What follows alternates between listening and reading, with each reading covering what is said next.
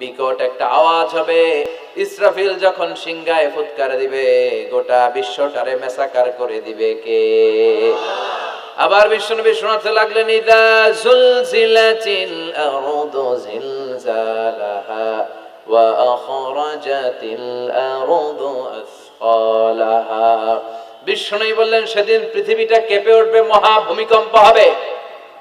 জমিনের ভেতরে যা আছে, তেলের খনি, গ্যাসের খনি, স্বর্ণের খনি, সবকিছু জমিনটা বমি করে বের করে দিবে।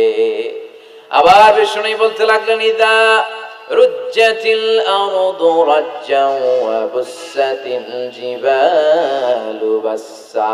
সুবহানাল্লাহ পড়ে। জমিনটা কেঁপে উঠবে, পাহাড়গুলো ভেঙে চুরে দুমড়ে মুচড়ে যাবে, গোটা বিশ্বটা কেঁপে উঠবে, সাগরের বুকে দাউ দাউ করে আগুন জ্বলবে। সেই দিনটা হচ্ছে কিয়ামতের দিন। বিশ্বনবীর মুখ থেকে বারবার বারবার বারবার এই কিয়ামত কিয়ামত শুনতে শুনতে কাফেরদের মনের ভিতরে ভয় ঢুকে গেছে। কাফেররা মনে মনে কয়, এই মুহাম্মদ তো কোনোদিন মিথ্যা কথা বলতে শুনি নাই। শুনছে? বিশ্বনবী ওনার পুরো জীবনে একটি মিথ্যা কথা বলেছেন, একটি অসত্য কথাও তিনি বলেছেন। ওদের মনের ভিতরে ভয় ঢুকে গেছে, কিরে মুহাম্মদ যা বলে তাই তো হয়। এই যে মুহাম্মদ বারবার বারবার কিয়ামতের কথা বলতেছে, যদি সত্য হয়, যদি, চলো মুহাম্মদের জিজ্ঞেস করি যে এই যে কিয়ামতের কথা তুমি বলো, এটা কবে হবে? সুবহানাল্লাহ পড়বেন না? সবাই এসে জিজ্ঞেস করলো, মুহাম্মদ তুমি তো মিথ্যা বলো না, তুমি সত্যবাদী আর সাদিক আল আমিন, তুমি বলো কিয়ামত হবে। আমাদের জানতে বড় মন চায়, কিয়ামত যে হবে, কিয়ামতটা কবে হবে? আল্লাহ তখনই আয়াত নাজিল করে বললেন, নবী ওরা জিজ্ঞেস করে কিয়ামত কবে হবে, কিন্তু আপনি বলবেন কেমনে? বলতে পারে একজন, তিনি কে? ইন্নাস সাআতা লাআতিয়াতুন লা রাইবা ফিহা ওয়ালাকিন্না আকসারান নাসি লা ইউমিনুন। আল্লাহ বললেন কিয়ামতটা হবেই হবে, এতে কোনো সন্দেহ নাই। সন্দেহ আছে নাকি? এটা কিন্তু ঈমানের সাথে সম্পৃক্ত। কিয়ামত যে হবে, আমাদের কারো সন্দেহ আছে? কারো সন্দেহ নাই। কারো কি এমন ক্ষমতা আছে যে কিয়ামতকে আটকায় দিবে? বলেন। পৃথিবীর কোন প্রধানমন্ত্রী, প্রেসিডেন্ট, পুলিশ প্রধান, র্যাবের প্রধান, বিডিআর, সেনাবাহিনী, Donald Trump, Barack Obama, George W Bush, Vladimir Putin, Narendra Modi, পৃথিবীর কেউ এই কিয়ামতকে আটকায় রাখতে পারে? অসম্ভব। কিয়ামত হবেই, কেউ কিয়ামতকে ঠেকায় রাখতে পারবে না। এটা হবে, কিন্তু কবে হবে কেউ জানে না, একজন ছাড়া। তিনি কে? ইন্নাল্লাহা ইনদাহু ইলমুস সাআহ। আল্লাহর কাছে আছে এই কিয়ামতের জ্ঞান, কেউ এই জ্ঞান রাখে না। সাইয়েদনা জিবরাইল বিশ্বনবীকে একবার প্রশ্ন করলেন, ইয়া রাসূলুল্লাহ সাল্লাল্লাহু আলাইহি ওয়াসাল্লাম, মাতাস সাআহ, এই যে আপনি কিয়ামতের কথা বলেন, এই কিয়ামতটা কখন হবে? বিশ্বনবী বললেন, মাল মাসউলু আনহা বিআলামা মিনাস সাইল। ও জিবরাইল, তুমি যেমনি জানো না, আমিও জানি না। সুবহানাল্লাহ পড়ে। যারা জিজ্ঞেস করা হয়েছে সে জিজ্ঞাসাকারীর চেয়ে ভালো জানে না। মানে তোমার যা দশা আমারও একই দশা, তুমিও জানো না, আমিও জানি না, তো জানে কে? আল্লাহ। আবার এক সাহাবী বললেন, ইয়া রাসূলুল্লাহ মাতাস সাআ, কিয়ামত কবে হবে? বিশ্বনবী কোন উত্তর না দিয়ে আবার সাহাবীরে প্রশ্ন করলেন, বললেন, ওয়া মাযা আ'দাতা লিস-সাআ, কিয়ামত কবে হবে জানার জন্য পাগল হলে কেন? কিয়ামতের জন্য তুমি কি প্রস্তুত করে রেখেছো? সাহাবী বলে, মা আ'দাতু লাহা শাইআন ইয়া রাসূলুল্লাহ, ইয়া রাসূলুল্লাহ আমি কিয়ামতের জন্য কিছুই প্রস্তুত করতে পারি নাই। ইল্লা আন্নী উহিব্বুল্লাহ ওয়া রাসূলুহু, তবে একটা জিনিস আছে, সেটা কি? সেটা হচ্ছে আমি আল্লাহরে আর আল্লাহর রাসূলরে বড় ভালোবাসি। বিশ্বনবী বললেন, ফা ইন্নাকা মা আমান আহবাবতা, তুমি তো ভালো জিনিসে জোগাড় করেছো। জেনে রাখো, তুমি যাদেরকে ভালোবাসো, কিয়ামতের দিন জান্নাতে ঢুকে কিয়ামতের পরে জান্নাতে তাদের সাথেই তুমি থাকবা। যার সাথে যার ভালোবাসা, তার সাথেই তার জান্নাত। চিল্লায় বলেন ঠিক কি না? তাহলে বোঝা গেল এই কিয়ামত হবেই। এই কিয়ামতরে কেউ ঠেকায় রাখতে পারে না। আর কিয়ামত কবে হবে এটা কেউ জানেও না, এমনকি জিবরাইলও জানতেন না। সাইয়েদনা জিবরাইল, এমনকি বিশ্বনবী মুহাম্মদ রাসূলুল্লাহ সাল্লাল্লাহু আলাইহি ওয়াসাল্লামও জানতেন না। জানে শুধু একজন, তিনি কে? আল্লাহ। কিন্তু অনেকে দেখবেন ইদানিং কালে বলে ফেলে যে অমুক সালে কিয়ামত। আছে না নাই? বই করে নাই এগুলা? হ্যাঁ, অনেক জায়গায় কিন্তু এরকম বলে 25 সালে কিয়ামত, 30 সালে, 35, 40। এটা বলার ক্ষমতা আপনারা দিয়েছে কে? এটা তো মিনাল উমুর আল গাইবিয়া, অদৃশ্যের খবর। অদৃশ্যের খবর তো কেউ জানে না, কে জানে? অদৃশ্যের খবরের ব্যাপারে কিছু বলতে চাওয়া মানে অদৃশ্যের ব্যাপারে হস্তক্ষেপ করা, এটা কুফরি। কথা বলেন। এজন্য কিয়ামত কবে হবে এক্সাক্ট টাইম আমরা কেউ জানি না, এটা আল্লাহ জানেন, বিশ্বনবীও জানতেন না। তবে বিশ্বনবী কিয়ামতের কিছু আলামত আমাদের সাথে শেয়ার করেছেন। হাদিসের পরতে পরতে, হাদিসের প্রামাণ্য কিতাবগুলোতে যখন আপনি পড়বেন, চ্যাপ্টারগুলোতে পড়বেন, বিভিন্ন জায়গায়, বিভিন্ন নসিহাতে, বিভিন্ন আলোচনায় বিশ্বনবী মুহাম্মদ রাসূলুল্লাহ তিনি বর্ণনা করেছেন যে কিয়ামতের আগ দিয়ে গোটা বিশ্বের, গোটা পৃথিবীর সামাজিক অবস্থা, রাষ্ট্রীয় অবস্থা, পারিবারিক অবস্থা এরকম এরকম হবে। কি কি আলামত বিশ্বনবী বলে গেলেন, আমাদের জানার দরকার আছে না নাই? আমরাও কিন্তু অবাক করা কোনো কাণ্ড দেখলে বলে ফেলি এটা কিয়ামতের আলামত, বলি না? কথা বলে। আমরা যদি বেহায়াপনা দেখি, বিশেষ করে ধর্মপ্রাণ মুরব্বী যারা আছে, এরা বেহায়াপনা দেখলে সহ্য করতে পারে না, এরা বলে এগুলো কিয়ামতের আলামত। আছে না নাই? কিয়ামতের আলামত। আমি এরকম দেখেছি যে একটা সন্তান মায়ের পেট থেকে ভূমিষ্ঠ হয়েছে, কিন্তু ওই সন্তানের মাথা দুইটা। কয়টা? আছে না নাই? তো এগুলো দেখলে আমরা কি বলি? কিয়ামতের আলামত। কিন্তু বিশ্বনবী কিয়ামতের আলামতের ব্যাপারে কি বললেন, আমাদের কি শোনালেন, জানতে মনে চায়? কথা বলেন, শুনতে মনে চায়? আসেন আজকের এই চমৎকার রজনীতে কিয়ামতের আলামতের ব্যাপারে, আলামাতুল কিয়ামা, আশরাতুস সাআ, আস-সুগরা ওয়াল কুবরা, এগুলো আমরা জানার চেষ্টা করি। আপনি বিশ্বনবীর মুখনিসৃত এই বাণীগুলো যদি শোনেন যে কিয়ামতের আলামতের ব্যাপারে বিশ্বনবী কি বলেছে, শুনলে আপনার গা শিহরিয়ে উঠবে। আপনার মনে হবে বিশ্বনবী যেন এই একবিংশ শতাব্দীর দিকে তাকিয়ে তাকিয়ে বলে গিয়েছিলেন। মনে হবে যেন বিশ্বনবী বাংলাদেশের এই পরিবেশটা দেখে দেখে বলেছেন। প্রায় প্রতিটাই আমাদের সমাজের সাথে, আমাদের দেশের সাথে, আমাদের পরিবেশের সাথে খাপ খেয়ে যায়। কিয়ামতের আলামতগুলো দুই ভাগে বিভক্ত। একটু আওয়াজ করে উত্তর দিতে হবে, কয় ভাগ? একটা ছোট আলামত আর একটা বড় আলামত। চিল্লায় বলেন একটা, আরেকটা, আবার বলেন একটা, আরেকটা। বড় আলামত মোট 10টা। কয়টা? আল্লাহর মেহেরবানি 10টার একটাও প্রকাশ পায় নাই, একটাও প্রকাশ পায় নাই। কিন্তু কিয়ামতের ছোট আলামত গুলো অনেকগুলো আলামত, 30, 40, 35 এরকম হয়ে যাবে। এই ছোট আলামত গুলোর বেশিরভাগই আমাদের সমাজে প্রকাশিত হতে শুরু করেছে। যেগুলো হয় নাই এগুলো হওয়ার পথে, বেশিরভাগ সমাজে প্রকাশ পেয়ে গিয়েছে। আশরাতুস সাআ, আস-সুগরা ওয়াল কুবরা। আমরা আজকে কিয়ামতের ছোট আলামত, the minor signs of the day of judgement, কিয়ামত আসার আগ দিয়ে কি কি ছোট আলামত আমাদের সমাজে দেখা যাবে, এগুলো নিয়ে আমরা কিছু কথা শুনবো। আওয়াজ করে পড়েন ইনশাআল্লাহ। উদ্দেশ্য হচ্ছে এগুলো জেনে আমরা সচেতন হব। কি হব? আমরা আখিরাতের ব্যাপারে সচেতন হব এবং নিজেদেরকে গড়ব এবং আমলের পরিমাণ এমন ভাবে বাড়াবো যাতে আমাদের আখিরাতটা সুন্দর হয়। ঠিক কিনা? আমাদের অনেকেরই এই ইখলাস জিনিসটার খুব অভাব। এটা নাই, এটার ঘাটতি। আমরা আল্লাহর কাছে কামনা করি, আল্লাহ তুমি আমাদের হৃদয় ইখলাস দিয়ে পরিপূর্ণ করো। আল্লাহুম্মা রযুকনা ইখলাস। আল্লাহ তুমি আমাদেরকে ইখলাসকে রিজিক হিসেবে দাও। এই ইখলাসের নামে কোরআনে একটা সূরা আছে না নাই? সূরার নাম কি? কুল হুয়াল্লাহু আল্লাহুস লাম ইয়ালিদ ওয়া লাম ইয়াকুল লাহু। এখানে আল্লাহ তাওহীদের কথা বলেছেন, ইখলাসের কথা বলেছেন। এজন্য আমরা যেন ইখলাসের সাথে শুনি, ইখলাসের সাথে আমল করি। আল্লাহ তুমি তৌফিক দাও। আমিন। সিনা বেজার। এজন্য প্রত্যেক সালাত শেষে আমরা পড়ি রাদিতু বিল্লাহি ওয়া বিল ইসলামি ওয়া বি মুহাম্মাদিন। এগুলো পড়েন তো আপনারা, নাকি নামাজ শেষে মুনাজাতের জন্য বসে থাকেন? আল্লাহুম্মা আমিন ইয়া আরহামার রাহিমিন, এরকম একটা মুনাজাত দেয় না দেশে? তাড়াহুড়ো করে, তাসবিহ গুলো পড়তে চায় না। তাসবিহ পড়বেন, বিশ্বনবী সালাম ফেরানোর পরে আল্লাহু আকবার বলে আওয়াজ করতেন। এরপর 3 বার পড়তেন আস্তাগফিরুল্লাহ, আস্তাগফিরুল্লাহ, আস্তাগফিরুল্লাহ। এরপর বিশ্বনবী 33 বার সুবহানাল্লাহ পড়তেন, 33 বার আলহামদুলিল্লাহ পড়তেন, 34 বার আল্লাহু আকবার পড়তেন, আয়াতুল কুরসি পড়তেন। আপনারা পড়েন? মান ক্বারা আয়াতাল কুরসি দুবুরা কুল্লি সালাতিন মাকতুবাতিন লাম ইয়ামনাহু মিন দুখুলিল জান্নাতি ইল্লাল মাউত।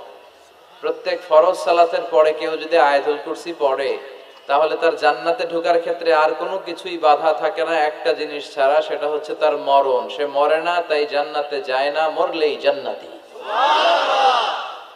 কি সুন্দর সুন্দর দোয়া, এগুলো আমরা পড়ি না। বিশ্বনবী তাসবিহগুলো আঙ্গুলের গিড়ায় পড়তেন। কোথায় পড়তেন? এইভাবে। আব্দুল্লাহ ইবনে আমর ইবনে আল-আস রাদিয়াল্লাহু তাআলা আনহু বর্ণনা করেন, রাআইতু রাসূলুল্লাহ সাল্লাল্লাহু আলাইহি ওয়াসাল্লাম ইয়াকিদুত তাসবিহা ফি ইয়ামিনিহি। তিনি বলেন, আমি বিশ্বনবীকে নামাজের পরে এই ডান হাতের গিড়ায় গুনে গুনে তাসবিহ পড়তে দেখেছি।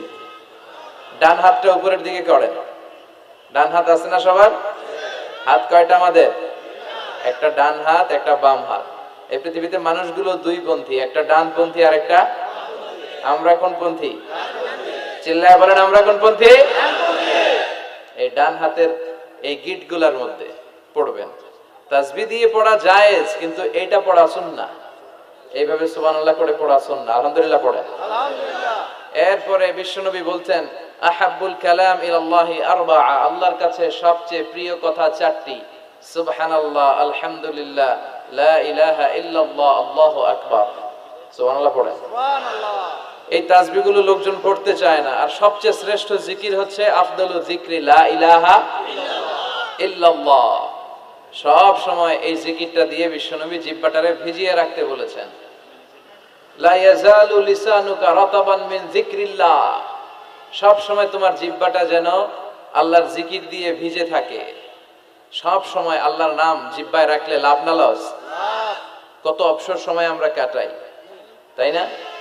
বাস স্টেশনে দাঁড়িয়ে থাকি, বাস আসে না, অবসরে বসে থাকি, সময় কাটে না, তখন আমরা কি করবো? লা ইলাহা every night and every day, every night and every day, never forget to say la ilaha illallah, never forget to say la ilaha illallah, every night and every day, every night and every day, never forget to say la ilaha illallah. When you walking down the street, use your time and repeat, and say in every heartbeat la ilaha illallah. Every night and every day, every night and every day, never forget to say la ilaha illallah. চিল্লায় পড়েন আল্লাহু আকবার। দিনে রাতে যখনই আমরা অবসর পাবো আমরা কি পড়বো? লা ইলাহা ইল্লাল্লাহ। আর সবকিছু করবো একজনের খুশির জন্য, তিনি কে? আল্লাহ। আল্লাহর খুশির জন্য করলেই ওই কাজে আপনি সওয়াব পাবেন। আর লোক দেখানো মানসিকতা নিয়ে যদি আমরা কোনো ইবাদত করি, সওয়াব পাওয়া যাবে? মানুষকে দেখাতে যদি আমরা সালাত পড়ি, মানুষকে দেখানোর জন্য যদি রোজা করি, মানুষকে দেখানোর জন্য যদি দাঁড়িয়ে রাখি, মানুষকে দেখানোর জন্য যদি হজ করি, জিকির করি, দান করি, এটার কোনো দাম আছে? কথা বলেন। মিজানের পাল্লায় এটারে উঠাই দিলে এটার কোনো ওজনই হবে না। নাউজুবিল্লাহ পড়ি। আর আপনি আল্লাহর খুশির জন্য সামান্য ইবাদত করেছেন, সামান্য, যত সামান্য, এই সামান্য ইবাদত করে মিজানের পাল্লায় উঠিয়ে দিলে এটারে উহুদ পাহাড়ের সমান ওজন করে দিবে কে? আল্লাহ। আবার আল্লাহর কাছে সবচাইতে প্রিয় আমল ওইটা যেটা মানুষ কন্টিনিউয়াসলি করে। আহাব্বুল আ'মালি ইলাল্লাহি আদওয়ামুহা ওয়া ইন কাল্লা, যদিও পরিমাণে কম হয়, প্রতিনিয়ত যেই কাজটা বান্দারা করে ওই কাজটা আল্লাহ বেশি পছন্দ করে। সুবহানাল্লাহ পড়েন। সুবহানাল্লাহ। এক রাতে এশকের ঠেলায় সারা রাত তাহাজ্জুদ পড়ছেন, আর সারা বছর এক রাতেও নাই, এরকম আছে না নাই? হ্যাঁ, কদরের রাতে খালি তাহাজ্জুদ, সারা বছর আর পড়ে না। এটা আল্লাহর কাছে বেশি প্রিয় নয়, বরং প্রতি রাতে একটু সময় সুযোগ করে 2 রাকাত 4 রাকাত, এটা আল্লাহ বেশি পছন্দ করে। এজন্য আমরা যা করব আল্লাহর খুশির জন্য করব। মারামারি করলেও, কথা বলেন, বিশ্বনবীর জীবনে মারামারি আছে না নাই? তবে এটা ইসলামের পক্ষে। মাক্কি জীবনে উনি শুধু মার খেয়েছেন, মার দেন নাই। কথা বলেন। তায়েফের ময়দানে পাথরের আঘাত খেলেন। মক্কার জমিনে ওটের পচা নাড়ি ভুড়ি বিশ্বনবীর কাঁধের উপর চাপিয়ে দেয়া হতো, মারধর করা হতো, পাগল বলা হতো, গণক বলা হতো, মজনুন, কাহেন, শায়ের, কবি বলা হতো। বিশ্বনবীর জীবনে গালমন্দ আছে না নাই? তার মানে এটাই প্রমাণ করে এত শ্রেষ্ঠ মানুষ হয়েও, আল আমিন হয়েও তিনি গালমন্দ থেকে বাঁচতে পারে না, সমালোচনা থেকে বাঁচতে পারে নাই। আপনি হকের কথা বললে আপনার বিরুদ্ধে সমালোচনা হবেই। যেই গাছের মধ্যে ফল আছে ওই গাছেই ঢিল ছোড়া হয়, যে আম গাছে আম নাই ওইটাতে কেউ ঢিল ছোড়ে না। আপনি যদি হকের পক্ষে থাকেন, আপনি হকের পক্ষে আছেন না নাই? কিভাবে বুঝবেন? যদি আপনার গালমন্দ করে, আপনার পিছু পিছু যদি লাগে, আপনার সমালোচনা যদি শুরু হয়ে যায়, বাতিলের তীর অন্য কোথাও না যেয়ে যদি আপনার বুকে এসে বিধে, বুঝতে হবে আপনি বাতিল নন, আপনি হক। চিল্লা এখন ঠিক কিনা? ইমাম ইবনে তাইমিয়াকে জিজ্ঞেস করা হয়েছিল হক দল কোনটা, চিনব কি করে? ইমাম ইবনে তাইমিয়া বললেন, হক দল কোনটা এটা আমরা চিনতে ভুল করলেও বাতিলরা ভুল করে না।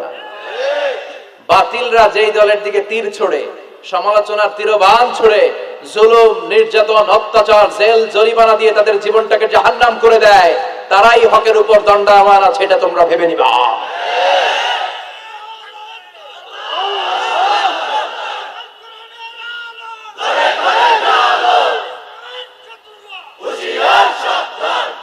বিশ্বনবীরও গালি দিত, আমাদেরকেও দেয়, আছে না নাই?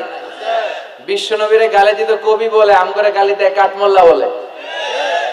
বিশ্বনবীরে গালি দেয় পাগল বলে, আমাদেরকে গালি দেয় রাজাকার বলে। বিশ্বনবীরে গালি দেয় মজনুন বলে, আমাদেরকে গালি দেয় যুদ্ধাপরাধী বলে। যুগে যুগে এই গালিগালাজ আছে না নাই? কিন্তু যারা ইসলামের পক্ষে শক্তি, এখন কি কাঠমোল্লা বললো না রাজাকার বললো, এগুলো দেখার সময় তাদের না। তারা ভয় পায় একজনকে, তিনি কে? আল্লাহর কাছে যে মাথাটা নত হয়, পৃথিবীর কারো কাছে ওই মাথা নত হয়? আমাদের স্বপ্ন যে আমরা বাংলাদেশে ইসলামকে বিজয়ী শক্তি হিসেবে দেখতে চাই। কালিমার পতাকা সংসদ ভবনে শোভা পাবে, আমরা চাই কি চাই না? লা ইলাহার পতাকা বাংলাদেশের প্রতিটা জেলায় শোভা পাক, আমরা চাই কি চাই না? কারা কারা চাই দুহাত উঁচু করে আল্লাহর দেখা।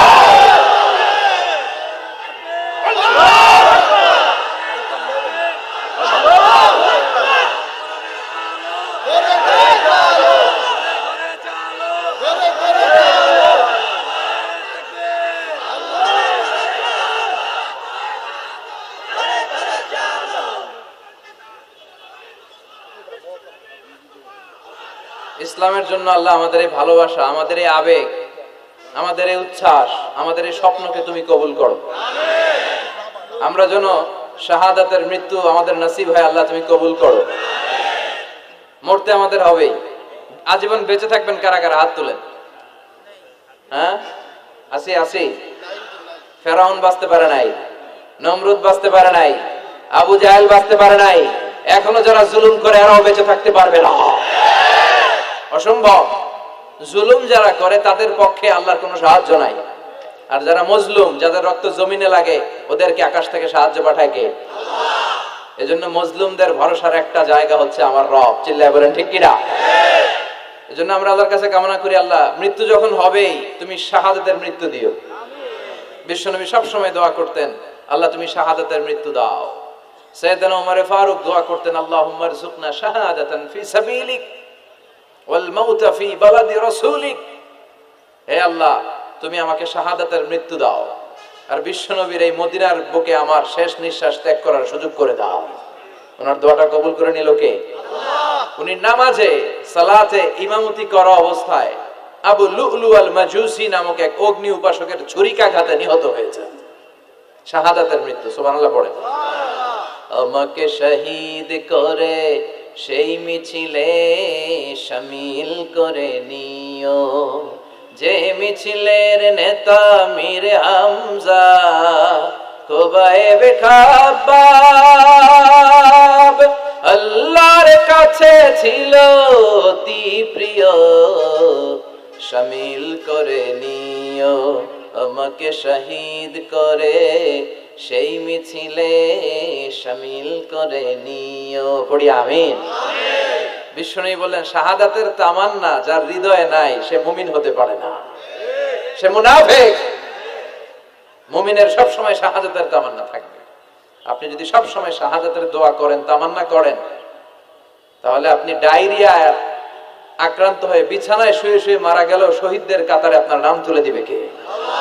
এজন্য আমরা শহীদ হতে চাই। কি হতে চাই? আমরা মৃত্যুরে ভয় পাই না। মৃত্যু কোথায় আমরা খুঁজে বেড়াই, চিল্লায় এখন ঠিক কিনা? কাফির মুশরিক দিনে মরে 10 বার, জীবনে মরে 1000 বার। মুমিন একবার মরে, মরার আগে হুঙ্কার দিয়ে মরে। এজন্য কালিমায় যারা বিশ্বাসী, আল্লাহর উপর যাদের আস্থা, তাদের কোনো ভয় নাই। তাদের সহায় কে? আল্লাহ। আমরা যেন সব সময় আল্লাহর উপর ভরসা করতে পারি। আল্লাহ তৌফিক দাও। আল্লাহ তোমার উপর তাওয়াক্কুল করে যেন চলতে পারি, তুমি তৌফিক দাও।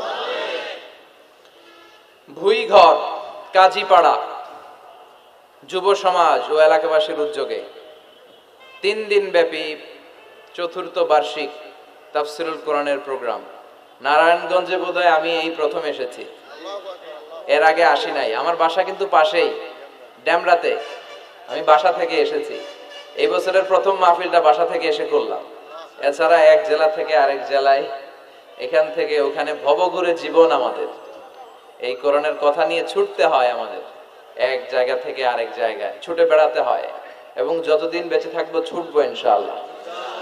আল্লাহ তুমি তৌফিক দাও। আজকে দ্বিতীয় রজনী। প্রথম রজনীতে কথা বলেছেন হযরত মাওলানা কামরুল ইসলাম সাইদ আনসারী ভাই, আসছিল তো না? আলহামদুলিল্লাহ। আর আগামীকাল শেষ রজনী, সমাপনী রজনীতে কথা বলবে আমার খুব প্রিয় আমার ভাই হযরত মাওলানা সাদিকুর রহমান আল আজহারী। একসাথে আমরা মিশরে পড়াশোনা করেছি। আপনারা আগামীকাল আসবেন তো? ইনশাআল্লাহ। এই প্রোগ্রামের সভাপতি হচ্ছে আলহাজ একেএম আফজাল হোসেন। আচ্ছা, আগামীকাল। আজকে সভাপতি হচ্ছে আলহাজ মোহাম্মদ শাহিন খন্দকার ভাই, দেখা হলো। প্রধান অতিথি এম কামাল উদ্দিন, উনি আসছে? আচ্ছা, যারাই এসেছে প্রত্যেকের জন্য আল্লাহ যেন এই মাহফিলটা আমাদের নাজাতের ওসিলা বানায়। 4 বছর ধরে এই ময়দানে কথা হয়, আমরা চাই এটা আজীবন চলুক, ঠিক কিনা? আল্লাহ তুমি কবুল করো। আমি আমার খুতবার শুরুতে সূরাতু আন-নাজিআত থেকে 3টা আয়াত তেলাওয়াত করেছি। আয়াত নাম্বার 42, আয়াত নাম্বার 43, আয়াত নাম্বার 44। এই আয়াতে আল্লাহ তাআলা বলছেন, হে নবী, লোকেরা আপনাকে কিয়ামতের ব্যাপারে জিজ্ঞেস করে, আপনি কিয়ামতের ব্যাপারে কি বলবেন? আপনি তো কিছু জানেন না এই ব্যাপারে। এই ব্যাপারে জানে কে? বিশ্বনবী যখন মক্কার জমিনে কিয়ামতের ব্যাপারে বারবার মক্কার লোকদেরকে সাবধান করতে শুরু করলো যে এই দিন দিন না, আরো দিন, এই দিনটাই দিন নয়, বিশাল একটা জগৎ পড়ে আছে, সেটা শুরু হবে কিয়ামত দিয়ে, সব লন্ডভন্ড হয়ে যাবে। তখন লোকেরা বিশ্বনবীর জিজ্ঞেস করতে শুরু করলো, মুহাম্মদ সাল্লাল্লাহু, এই যে তুমি কিয়ামতের কথা বলো, এটা কবে হবে? ইয়াসআলুনাকা আনিস সাআতি আইয়ানা মুরসাহা ফীমা আনতা মিন যিকরাহা ইলা রাব্বিকা মুনতাহাহা। সুবহানাল্লাহ পড়েন। সুবহানাল্লাহ। ও নবী, লোকেরা আপনারা জিজ্ঞেস করে কিয়ামত কবে হবে, কিন্তু কবে হবে এটা আপনি কেমন করে বলবেন? এটা তো আপনি জানেন না, গোটা বিশ্বের কেউ জানে না, জানে একজন, তিনি কে? They are asking about the day of resurrection. People are asking you about Qiyamah. Who are you to talk anything about it? Only Allah has the final word regarding Qiyamah. অনবী, লোকেরা আপনারা কিয়ামত কবে হবে খালি ধরে জিজ্ঞেস করে, তো এই ব্যাপারে আপনি কথা বলবেন কি করে? এই ব্যাপারে কোনো জ্ঞান তো আমি আপনাই দেইনি। কিয়ামত কবে হবে এটা জানি শুধুমাত্র আমি আল্লাহ। চিল্লায় বলেন ঠিক কিনা? বিশ্বনবী মক্কায় কিয়ামতের ঘোষণা দিলেন। বিশ্বনবী বললেন, এই পৃথিবী এরকম থাকবে না, সব ভেঙে চুরে খান খান হয়ে যাবে। আল কারিআতু মাল কারিআতু ওয়া মা আদরাকা মাল কারিআ। বিশ্বনবী কিয়ামতের ছোট আলামতের ব্যাপারে যা যা বললেন, সেগুলো যদি আমরা ধারাবাহিকভাবে শুনতে চাই, তাহলে প্রথমেই যে আলামতটার কথা বলতে হবে সেটা হচ্ছে বিআসাতু রাসূলিল্লাহি সাল্লাল্লাহু আলাইহি ওয়াসাল্লাম। বিশ্বনবীর এই পৃথিবীতে, এই ধরাতে আগমনটাই হচ্ছে কিয়ামতের সর্বপ্রথম আলামত। সুবহানাল্লাহ কইতে বললেন না? বিশ্বনবীর আগমন পৃথিবীতে হয়েছে কি হয় নাই? কথা বলেন। বিশ্বনবী যে আসছেন আবার চলে গেছেন, বিশ্বনবীর আগমনটা হয়ে গিয়েছে পৃথিবীতে কয় বছর চলে গেল? হ্যাঁ, প্রায় 1400-1500 বছর চলে গেল, এখনো কিয়ামত হয় নাই। সুবহানাল্লাহ পড়েন। বিশ্বনবী বলতেন বুইস্তু আনা ওয়া সাআতু কাহাতাইন, আমি এবং কিয়ামত এইভাবে পিঠাপিঠি হয়ে নাজিল হয়েছে। এই আঙ্গুল থেকে এই আঙ্গুলের মাঝখানে যেমনি তেমন কোনো ব্যবধান নাই, আমি বিশ্বনবী আর কিয়ামতের মাঝখানেও তেমন কোনো ব্যবধান নাই। বিশ্বনবী সাহাবাদেরকে বুঝাতে যে প্রায় এরকম আঙ্গুল ব্যবহার করতেন, আঙ্গুল ব্যবহার করতেন, ইশারা দিতেন, আঁকাঝোঁকা করতেন। এখন আধুনিক শিক্ষা পদ্ধতিতে এগুলো ব্যবহার হতে শুরু হয়েছে। এগুলো সব বিশ্বনবীর মেথোডোলজি। সুবহানাল্লাহ পড়বেন না? বিশ্বনবী আবার আরেক জায়গায় বলেছিলেন আনা ওয়া কাফিলুল ইয়াতীমি কাহাতাইন, আমার আঙ্গুলের দিকে দেখতেছেন? হ্যাঁ, আনা ওয়া কাফিলুল ইয়াতীমি কাহাতাইন, আমি আর ইয়াতীমের রক্ষণাবেক্ষণকারী জান্নাতে এরকম কাছাকাছি থাকবো। এই দুই আঙ্গুল যেমনি কাছাকাছি, আমি আর এতিমের রক্ষণাবেক্ষণকারী এরকম জান্নাতে থাকবো কাছাকাছি। আমরা এখন রক্ষণাবেক্ষণ করব কি? এতিমের সম্পদ লুণ্ঠনের ক্ষেত্রে আমরা এক নাম্বার। চিল্লায় এখন ঠিক কিনা? এতিমের মাথায় হাত বুলিয়ে দিলে আল্লাহ খুশি হয়ে যায়। এতিমদেরকে ভালোবাসলে আল্লাহ তারে ভালোবাসে। এতিমের জন্য দান সদকা করলে তার মর্যাদা বাড়ায় দেয় কে? আল্লাহ। আমাদের এলাকাগুলোতে এতিমখানা নাই? আমাদের সমাজে এতিম আছে না নাই? তার বাবা নাই, তার মা নাই, এতিম। আপনি তার ঘরে খাবার পৌঁছে দেন, আপনার আব্বার কবরটারে জান্নাতে টুকরা বানায় দিবে কে? আল্লাহ। ইয়াতীম মিসকিনদেরকে সহায়তা করবেন, দান সদকা ওইখানে করবেন। ওইদিকে টাকা না দিয়ে মাজারে যে টাকা দেয় এরকম লোক আছে না নাই? মাজারে টাকা দেওয়া যাবে অপ্রয়োজনে? মাজারে কেন টাকা দিবেন? ওখানে একজন লোক শুয়ে আছে, পড়ে আছে, ওনার টাকা লাগবে? টাকা লাগবে আমাদের জীবিত যারা আছে আমাদের। কথা কয়? গরিব, দুস্থ, সুবিধা বঞ্চিত মানুষ যারা আছে তাদের টাকা লাগবে। এজন্য মাজারে যে মানত করা যাবে? মানত করতে হবে একজনের নামে। চিৎকার করে বলেন তিনি কে?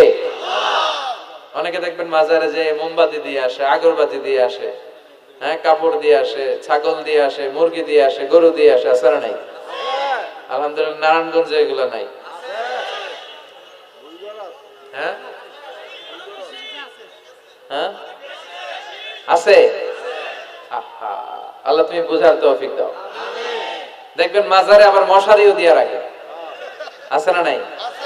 যিনি শুয়ে আছে ওনার কি মশায় কামড়ায়?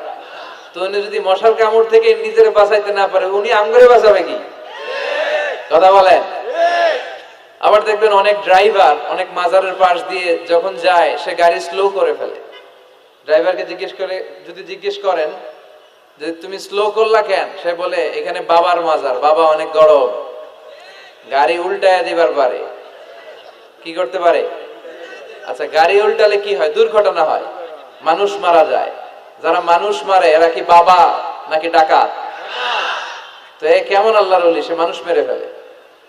আপনি একটু আকল খাটালে আপনি বুঝতে পারবেন যে এগুলোর সাথে ইসলামের কোনো সম্পর্ক নাই। ইসলাম শিখায় চাইতে হবে একজনের কাছে। ইদা সাআলতা ফাসআলিল্লাহ, ফরিয়াদ করবা তো কার কাছে করব? চাইতে হবে কার কাছে?